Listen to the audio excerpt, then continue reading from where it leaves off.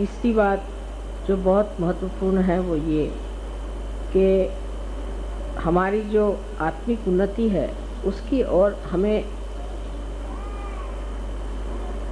ध्यान ही नहीं देना चाहिए, पर जैसे कोई एक शहीद सर पे कफन बांध करके किसी कार्य में संलग्न होता है, उसी प्रकार हमें सरफरोशी की तमन्ना लेकर के सहयोग करना चाहिए। जब तक ये हमारे अंदर बात आती नहीं, तब तक सहयोग सिर्फ हमारे ही लाभ के लिए है।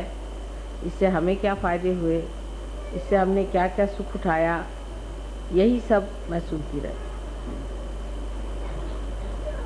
इससे हमारा जो कुछ भी लाभ हुआ है, जो भी हमारा अच्छा हुआ है, वो एक वजह से, एक कारण से हुआ है कि हमने अपनी आत्मा को प्राप्त कर।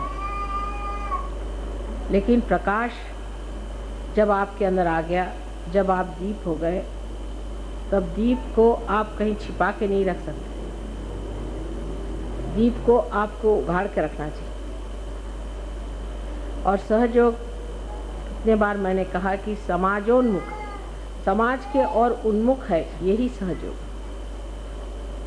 जो प्रकाश फैलता नहीं है, ऐसे प्रकाश का कोई भी उपयोग नहीं। तो हर सहयोगी को सोचना चाहिए कि मैंने कौन से दायरे में, कौन से अंदाज से सहयोग फैलाया। पहले तो अपने व्यक्तित्व में विशेषता आ जाए, और उस विशेषता को पाने पर मैंने कितने व्यक्तियों को चमत्कृत किया।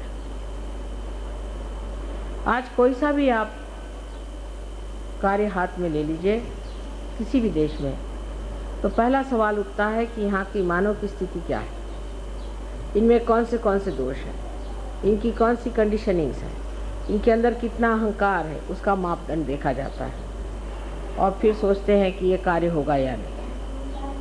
सबसे बड़ा प्रश्न है मानव। मानव की संख्या कितनी भी बड़ी हो, लेकिन अगर उसकी स्थिति ठीक न हो तो कोई सा भी कार्य संपन्न ठीक से हो नहीं सकता। यही सबसे बड़ा कार्य सहयोग ने किया है, इसने मानव में मनवंतर कर दिया, मानव में इतना अंतर ला दिया, उसमें इतनी विशेष प्रगति कर दी। आज सहयोगी एक ईमानदार, सच्चे, मेहनती ऐसे लोग तैयार हुए हैं जो इस देश में बहुत ही दुर्लभ है। बहुत दुर्लभ लोग हैं जो कि जो बोलते हैं वैसा करते हैं, जो सोचते हैं वैसा ही जानते हैं।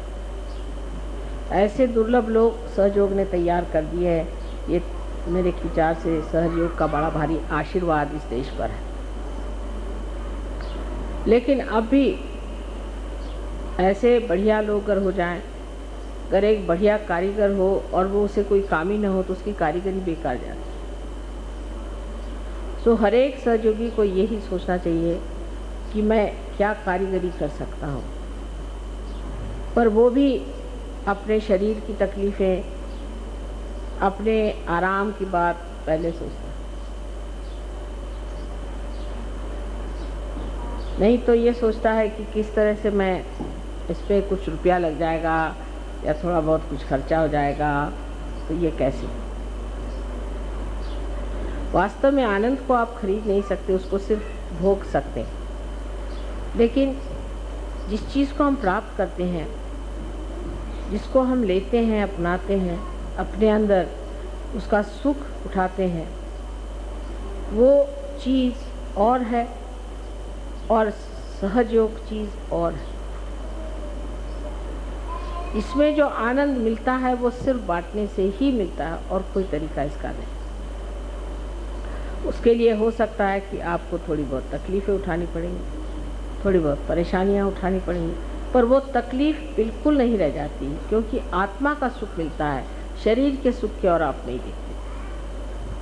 आप अपने को आजमा कर देखिए कि जब आप अपने आत्मा को प्राप्त होते हैं और आत्मा का प्रकाश जब आप दूसरों को देते हैं, तो शरीर का सुख आपको महसूस ही नहीं होता। आपको तो आत्मा ही का आनंद इतना ज़्यादा मिलता है कि आप उस आत्मा के आनंद में पूरी तरह से डूब जाते हैं। आत्मन्येवात्मनः तुष्टः।